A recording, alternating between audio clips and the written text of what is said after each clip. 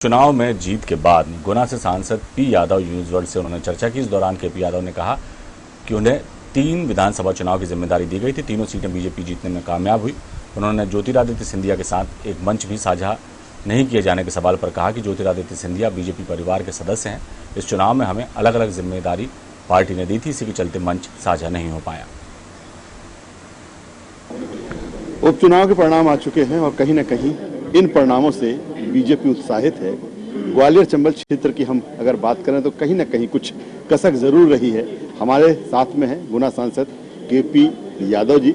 लगातार अथक मेहनत इन्होंने भी की है। उन्हीं से जानते हैं कि जो जिम्मेदारी इन्हें पार्टी ने दी थी उस पर कितना खरे वो उतरे हैं। परिणाम आ चुके हैं। मैंने भी आपको अशोकनगर में देखा था, लगातार आप जुटे हुए थे। कितने संतुष्ट हैं अपने परफॉर्मेंस से? बिल्कुल, पार्टी ने जो जिम्मेदारी दी थी मैं उसमें पूरी तरह से खरा उतरा हूँ। भारतीय जनता पार्टी का एक एक कार्यकर्ता पूरी लगन और ईमानदारी से लगा रहा और उसी का परिणाम है कि मेरी कॉन्स्टिट्यूंसी में 3 सीट आती थी, तीनों पर हमने विजय पाई है। सबने मिलकर बहुत अथक मेहनत की है और बल्कि सफलता ही नहीं पाई है। बामोरी में तो हम जो लोकसभा में परिणाम था उससे भी डबल वोट ले गए। 53,000 से जो है एक रिकॉर्ड जीत हुई है। लेकिन जिस तरह से अगर बात की जाए कि ज्योतिरादित्य सिंधिया का एक बड़ा चेहरा, तो कहीं ना कहीं जो एक अंकगणित आना था सीटों का वो कहीं ना कहीं कम रह गया है, क्योंकि कहा जाता था कि उस क्षेत्र में उनका प्रभाव ज्यादा है। बीजेपी का भी साथ मिला लेकिन सीटें कम रही। नहीं, सीटें कम नहीं रही हैं। देखिए, इन 28 सीटों पर जहां पर चुनाव होने थे लगभग सारी सीटें कांग्रेस के पास थी। 26-27 सीटें कांग्रेस की थी, जो कि हम 19 सीटें छीनने में कामयाब रहे। तो जो पहले से कांग्रेस की सीटें थी उनको हम लोगों ने छीना है।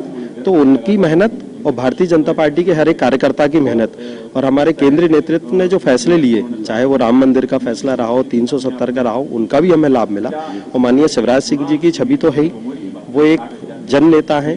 किसानों के बारे में, गरीबों के बारे में जो उन्होंने जितनी जनहितकारी जन कल्याणकारी योजनाएं चलाई थी उनका लाभ मिला। मैंने हमेशा भाषणों में यही कहा है कि शिवराज सिंह से अच्छा कोई नेता नहीं हो सकता, जिन्होंने इतनी जनहितकारी जन कल्याणकारी योजनाएं चलाई थी कि जनता फिर से चाहती थी। सिर्फ वोटिंग का इंतजार कर रही थी जनता कि जब भी वोटिंग हो तो बीजेपी के पक्ष में। आखिर में जिस तरह से अगर बात की जाए 2019 का चुनाव आपने ज्योतिरादित्य सिंधिया को हराया था, एक बड़ा चेहरा, लेकिन इस बार की अगर हम बात करें तो मंचों पर आप दोनों ने एक साथ साझा नहीं किया। क्या बीजेपी की स्ट्रेटेजी थी या आपकी? देखिए, पार्टी की तरफ से जैसा जो मुझे निर्देश मिला मैंने वही किया। पार्टी ने जहां जहां मुझे भेजा मैं वहां पर गया, सभाएं की, कार्यालयों के उद्घाटन किए, सभी सभाओं में रहा। हाँ, ऐसा कई बार हुआ कि वो जब अशोकनगर जिले में थे तब मुझे एक बार ग्वालियर भेजा गया, पौरी भेजा गया। तो कहीं ना कहीं कोई ऐसा कारण रहा। बाकी पार्टी ने जहां भेजा, जो दायित्व दिया, जिस चीज के लिए बोला वो किया। अब 2024 की अगर बात करें तो चुनौती के रूप में देखते हैं क्या? नहीं, कोई चुनौती नहीं है। भारतीय जनता पार्टी बहुत मजबूत होकर उभरी है और आगे पार्टी जो दायित्व देगी उसका निर्वहन करूंगा। तो आप देख सकते हैं सांसद केपी यादव जिस तरह से ज्योतिरादित्य सिंधिया को 2019 के चुनाव में उन्होंने हराया था। इस चुनाव की अगर हम बात करें तो उन्होंने ज्योतिरादित्य सिंधिया के साथ कोई मंच साझा नहीं किया, लेकिन जो उनका परफॉर्मेंस रहा, जिस तरह से वो खुद कह रहे हैं कि 100% रहा है। 3 सीटों की जिम्मेदारी पार्टी ने उन्हें दी थी और कहीं ना कहीं तीनों जो सीटें हैं वो बीजेपी ने जीती हैं। इससे केपी यादव उत्साहित। कैमरा पर्सन आमिर के साथ राजेश सक्सेना, न्यूज़ 1 भोपाल।